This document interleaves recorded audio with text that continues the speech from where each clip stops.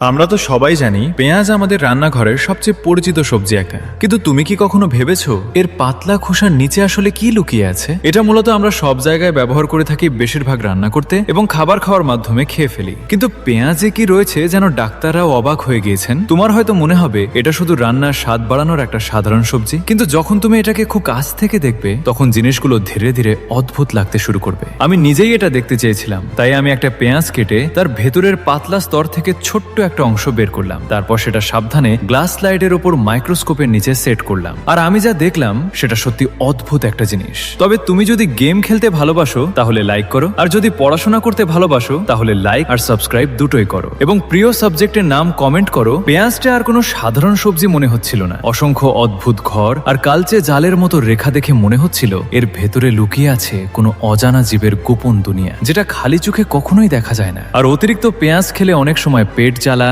Gas বা মুখে দুর্গন্ধের মতো সমস্যাও হতে পারে। খেতে হলে অল্প করে খেতে হবে।